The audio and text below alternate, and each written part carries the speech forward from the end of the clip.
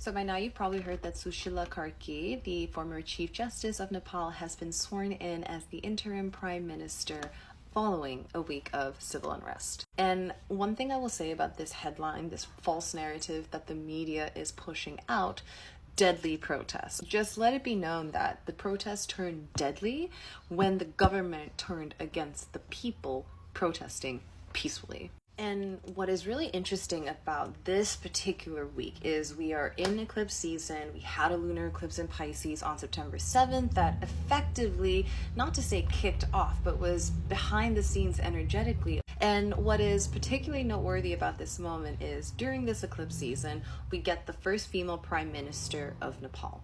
But as you can see here, the elections are formally going to take place on March 5th, 2026. Like literally we have an eclipse coming up on March 3rd, which is a lunar eclipse in Virgo. When you think about, we have a new moon eclipse coming up in Virgo on September 21st. That's going to be like the conclusion or the culmination from this time period. So here we have Sushila Karki's beautiful chart, and I have the transit set for 11 a.m. New York time yesterday because I believe that's when she was sworn in Nepal time, like 8:45, 9 p.m. So as you can see here, she has a Gemini stellium. She's a Gemini sun, Mercury in Gemini, which is a really powerful Mercury because Mercury rules Gemini. She's also got a Venus in Gemini. When you think about why she was so popular with the youth vote, Gemini, there can be a resonance with the youth, Mercury, social media, things like that. The fact that she was literally elected on Discord is so Pluto Aquarius, but also Gemini coded. And again, you know, when you think about how we currently have Uranus retrograde trining into Pluto,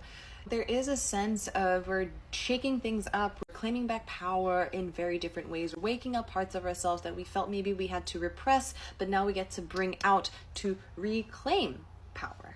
And what I also particularly love is Venus happened to be on Sushila's South Node, Pluto. When you think about, again, this idea of a transformation of power, a woman coming into power, Leo, there's a lot about leadership and the idea that maybe we are trying to tap into an existing leader to help guide us out of this really dark place. And this is a leader who, with Mercury on the sun, is here to adhere by their own opinion. It's not like I'm trying to get an outside opinion. I am looking to be objective in what I have to say. So really in line with her anti-corruption, the way that the parties have merged and how she's coming in as a separate third party to really break the seas. But I do want to caution that she does have a Mars in Scorpio.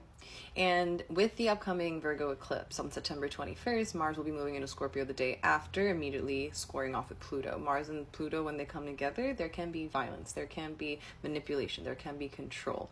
So I'm definitely keeping an eye out